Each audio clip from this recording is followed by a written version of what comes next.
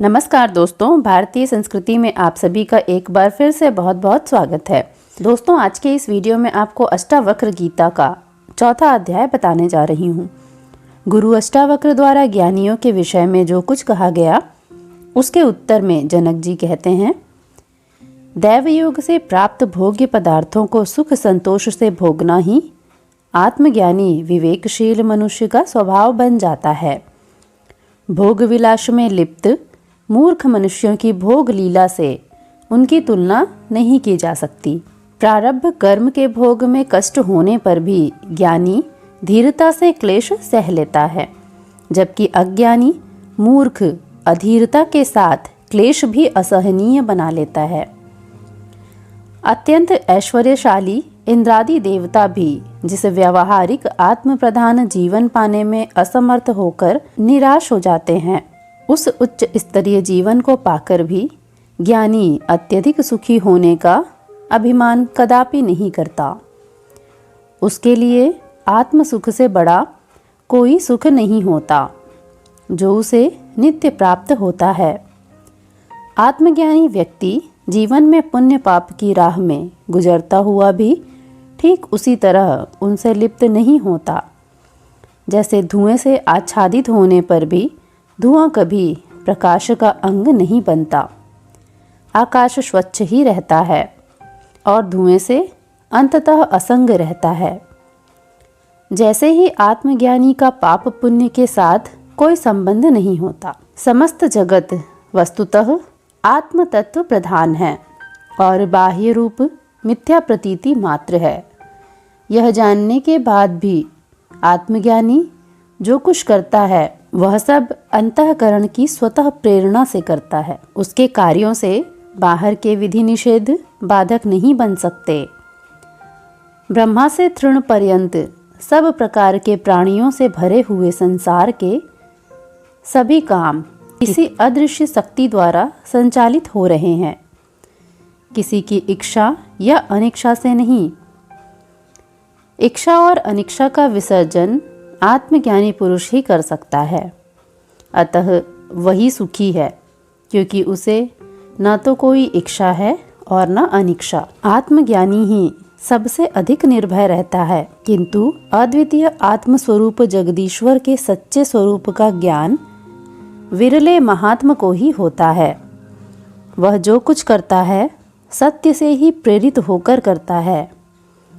ये कार्य वह निर्भय होकर करता है, स्वार्थ अथवा लोकापवाद के भय से कतई नहीं। अतः वही सच्चे अर्थों से सत्कर्म करता है। दोस्तों, यह था अष्टावक्र गीता का अध्याय चौथा।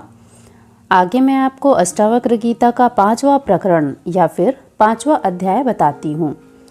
अष्टावक्र जी कहते हैं कि हे शिष्य, यदि तू निस्संग है, निर्लिप्त है, अतः स्वयं शुद्ध प्रबुद्ध और मुक्त है, तब तेरे लिए गाह्य और त्याज्य कुछ भी नहीं।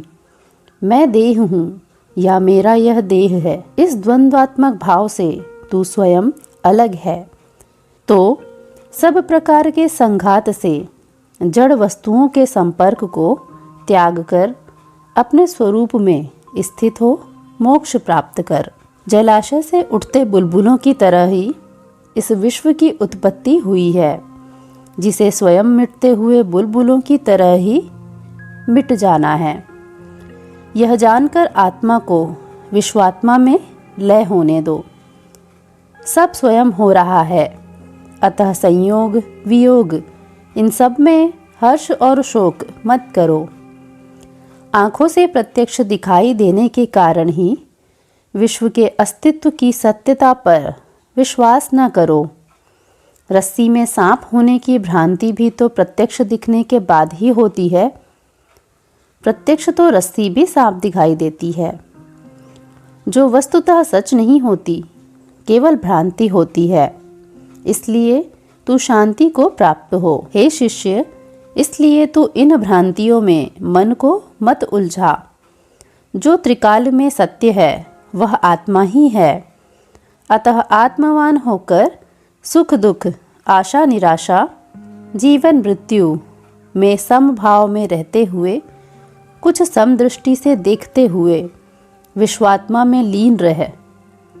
संपूर्ण जगत निश्चय ही ब्रह्म रूप है, ऐसा चिंतन लय चिंतन है। तीनों कालों में अशेष रहने वाला केवल ब्रह्मा ही है। दोस्तों, यह था अष्टावक्र गीता का अध्याय 5। अध्याय 6 इस प्रकार है। ऋषिवर अष्टावक्र जी कहते हैं कि आत्मा आकाश के समान अनंत स्वरूप है। प्रकृति के विभिन्न रूपों में वह इस प्रकार बटा हुआ लगता है जैसे विराट, आकाश, घट आदि भिन्न भिन्न वस्तुओं में दिखाई देता है। सच्चा ज्ञान यही है कि सत्य स्वरूप में आत्मा एक ही है, न उसका त्याग, न ग्रहण और न लय होता है। मैं यानी कि आत्मा समुद्र के समान हूँ और जगत के प्रपंच लहरों के समान हैं। यही ज्ञान सच्चा और अनुभव सिद्ध है कि आत्मा का त्याग, ग्रहण और लय होना संभव नहीं है। जिस प्रकार सीपी में चांदी के रूप का मिथ्या आभास हो जाता है, वैसे ही जगत में आत्मा सत्य रूप वृत्त आभासित होता है। वस्तुतः दोनों कल्पित होते हैं। वास्तविक ज्ञान यही है कि आत्मा में न तो त्याग की, न ग्रहण की और न ही लय की संभावना है। मैं मतलब आत्मा ही समस्त प्राणियों में अधिष्ठित हूँ और समस्त प्राणी जगत मुझ में अधिष्ठित है। मुझ में ही सारा जगत आकाश में नीलिमा की भांति व्याप्त है। यही ज्ञान सच्चा और अनुभव सिद्ध है। इसलिए आत्मा का त्याग, ग्रहण और लय संभव नहीं है। दोस्तों, अष्टावक्र गीता का 6वां अध्याय यहाँ पर समाप्त होता है। अगर आपको दोस्तों इस प्रकार की कहानियाँ पसंद आती हैं तो वीडियो को लाइक और शेयर के साथ ही चैनल को सब्सक्राइब भी ज़रूर कर लें।